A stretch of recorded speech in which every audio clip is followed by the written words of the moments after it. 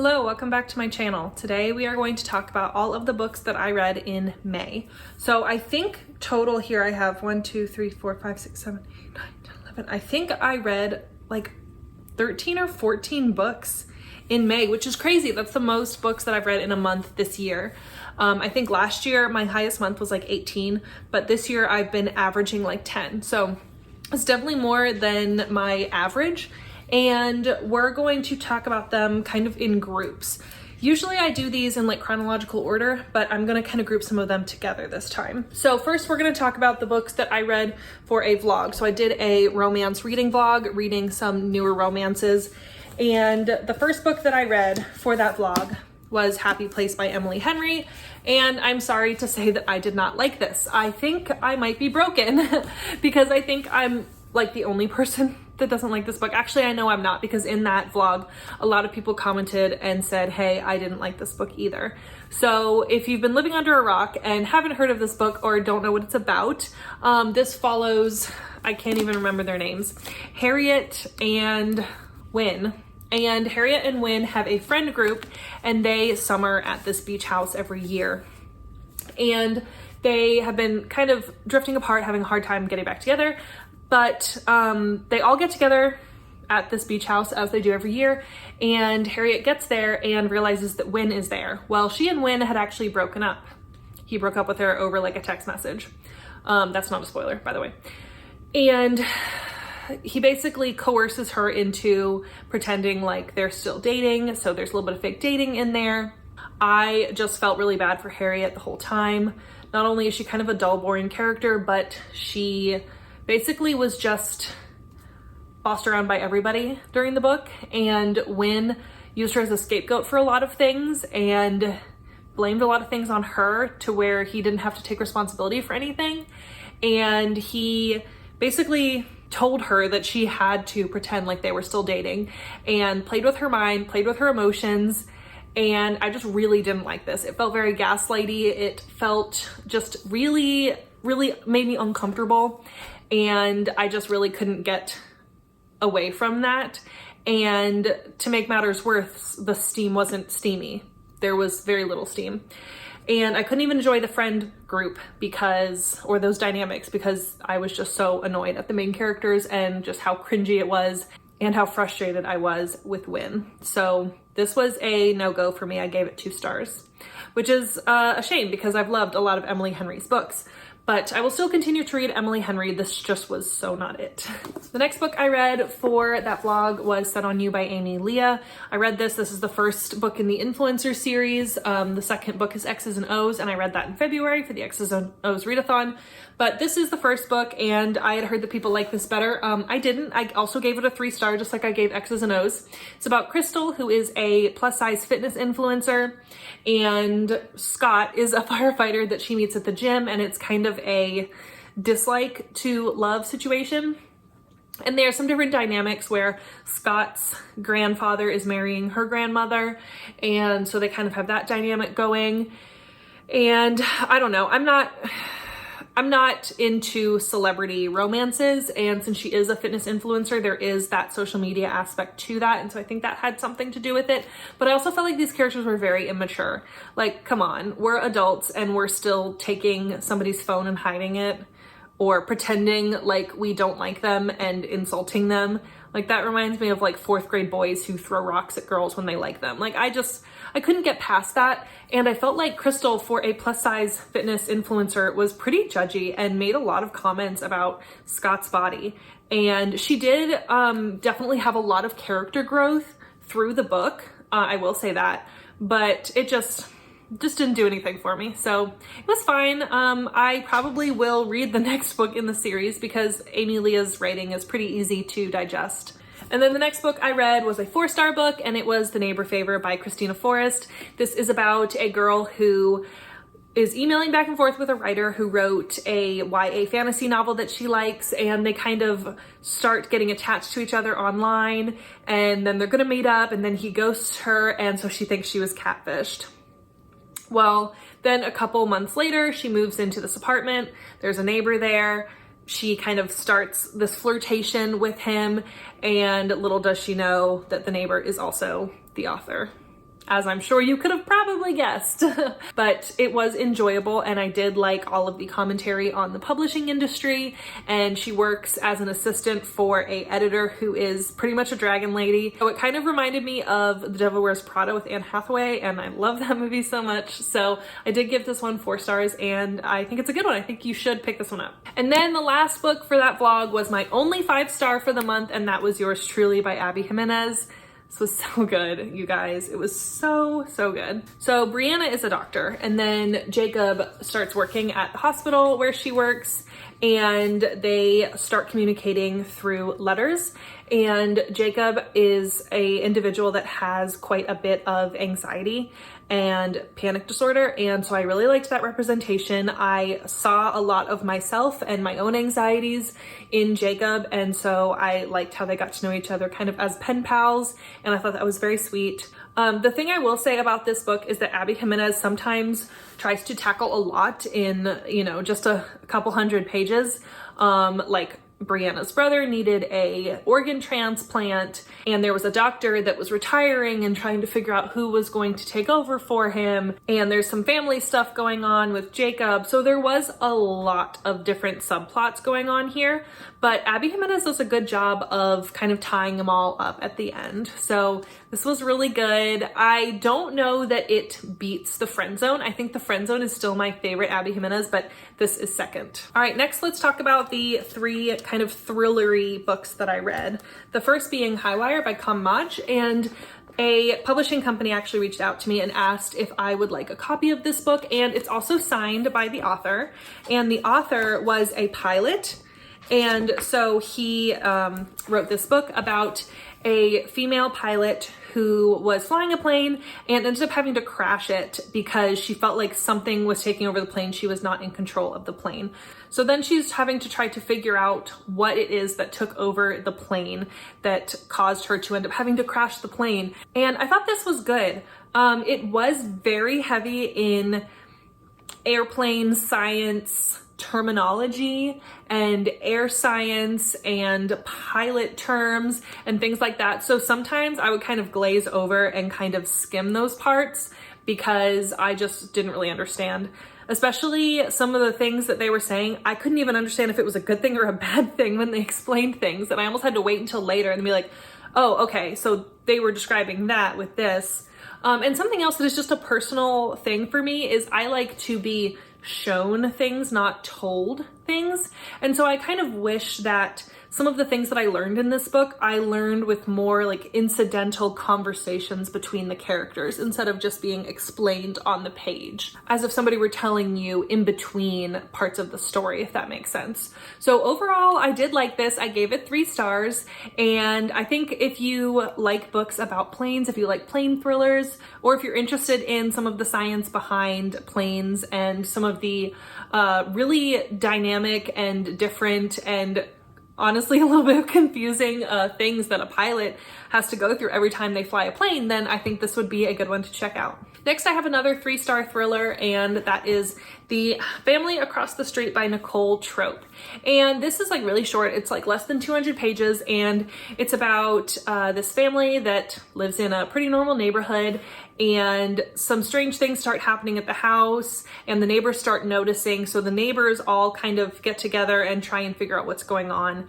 And what they learn is that the family is being held hostage in their house, but they don't know by who or why, things like that. This was just very average. It didn't do anything that I haven't seen before. It says at the bottom, it says a shocking twist. It really wasn't that shocking. And I feel like I didn't get enough character development. I didn't understand why what happened actually happened. I feel like there wasn't enough build up to it. I didn't get enough backstory to actually care about any of the characters. So overall, it was a quick, easy read. I read it on like one flight, I think, for work. So just really easy and quick, but pretty forgettable. And then I have Lone Woman by Victor LaValle, and this was the book of the month from March.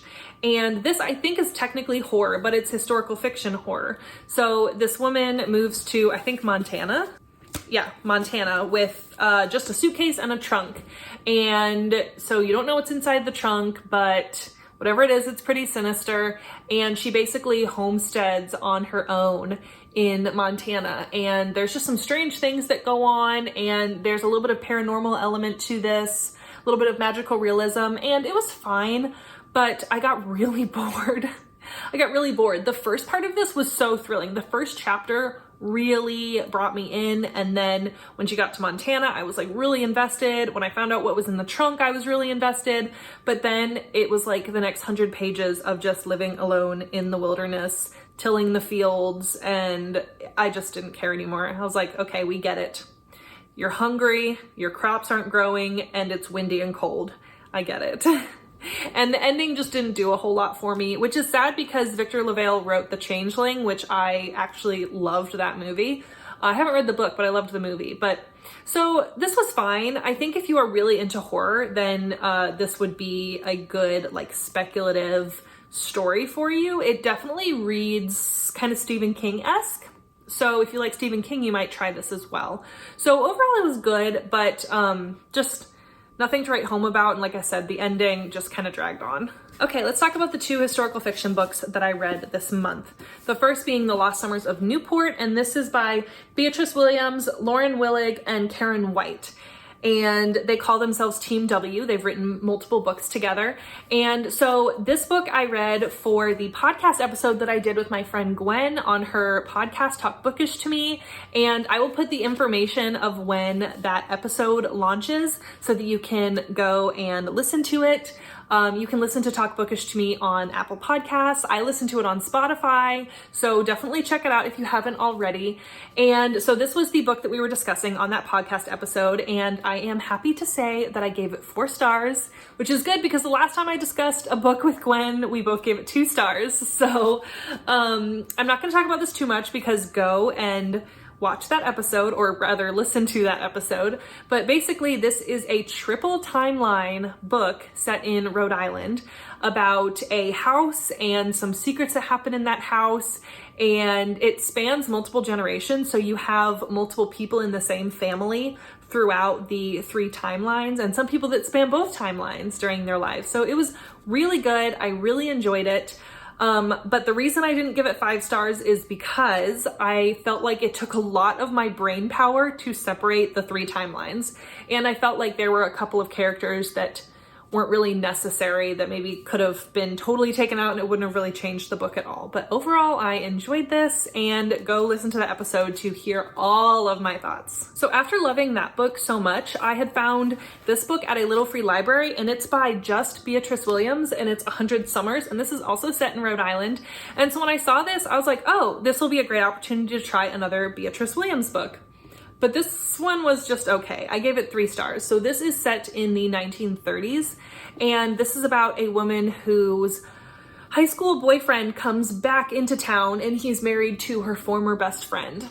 And so she used to date him and was told she could not marry him because he was Jewish, and that was frowned upon in their circle. So he married her best friend, and they're not in a very happy marriage. And so it's kind of a second chance romance, but also kind of a love triangle.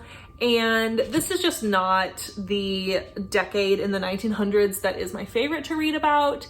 And I'm definitely not a fan of second chance romance, and I'm not really a fan of love triangles either. So if I had known all of those things going in, I kind of went into this blind. But knowing what I know now, I definitely would not have picked up this book because I'm not the target audience for it. So that definitely affected my reading experience, but I do think it's worth picking up. And if you like the atmosphere of the oceanside at Rhode Island, then this would be a good option as well. So 3 stars, it was fine, a little bit forgettable, but definitely I would say pick up The Lost Summers of Newport over this. And then the last category that I'm going to talk about today is nonfiction. The first being a memoir. If you don't know, I love memoirs, and I have multiple on my shelf that I'm trying to get to. And so this month I read Stolen by Elizabeth Gilpin, and I borrowed this from my friend Jackie from the channel Jacqueline, and she got this sent to her, and I saw it and read the description, and I was like, oh my gosh, I need that. So she sent it to me. So this is about a girl who was put into the troubled teen industry. And if you don't know what the troubled teen industry is, it's basically these wilderness programs and these residential programs and these schools for troubled children that are not state regulated, are not evidence-based, are not therapeutic, and are just really harmful to children. And there's very few regulations in a lot of states for things like that. So there are more of these programs in some states than others. But I've always been interested in reading about this because I work in the field of behavioral health, and I work at a residential treatment center that is a trauma-informed program and is evidence-based. And so when I read about like wilderness therapy and schools for troubled children that really aren't schools at all, and it really makes it very difficult for schools and programs that are trying to do good and that are therapeutic and evidence-based and that aren't just trying to re-traumatize children or scare them into obedience. So it really does affect the field that I'm in quite a bit. So I definitely wanted to pick this up for that reason. But essentially Elizabeth as a teenager was kidnapped literally in the middle of the night. Men came into her room and took her out of bed and transported her to a wilderness therapy camp. And then after that, she went to a troubled teen school, and it just talks a lot about the trauma that happened there and just the horrific practices that go on in these places. And it's really not talked about a lot because these children are pretty much told to think that nobody is going to believe them and tell their parents, you know, they're going to say all these things, but don't believe them. And so just really silenced for years. And on TikTok and in social media, people are really starting to speak up. And similarly, there's been a couple of memoirs written about it. So it really is a passion of mine to understand these programs and to do my part to make sure that the re-traumatization of children does not continue. That's a soapbox about that, but this was very good. I gave it 4 stars, and I think you should definitely pick it up. But trigger warnings for pretty much everything. It's very graphic, so definitely tread lightly. And then I read 2 nonfiction kind of psychology self-help books about anxiety. And the first being Rumination, Learn to Overcome Your Destructive Thoughts and Start Thinking Positively by Lana Otoya. And this was a short Kindle Unlimited book. And I don't think that this is a great book for somebody who already understands a lot about rumination and anxiety, somebody who is already in therapy and has already been kind of doing a lot of the basic coping skills and exercises that go along with having anxiety disorder. But if you are brand new to learning about rumination, then this would be a good book. And if you don't know what rumination is, it's basically a pattern of cyclical thoughts, like constant thoughts that just creep back in and really overwhelm you and are very hard to get away from. And they start affecting your everyday life because you just can't focus on anything else other than these thoughts. Which leads me to the other book that I read, which was Break Free from Intrusive Thoughts, an evidence-based guide for managing fear and finding peace. And this was by 3 authors, Deborah Kissin, Micah Offey, and Emily Lambert. And this one was very good. It talks about different types of intrusive thoughts. It defines them. It talks about what they might look like. It talks about how to help yourself if you are having them. It talks about how to help others who are having them. And it was sensitive, and you could tell that it was written in the past couple of years. It wasn't like older or anything, which the other one, it kind of seems like it was maybe a little bit outdated. This one was definitely not. It was very modern, and it focused a lot on having a healthy relationship with your thoughts instead of just trying to get rid of them, because that's not reality.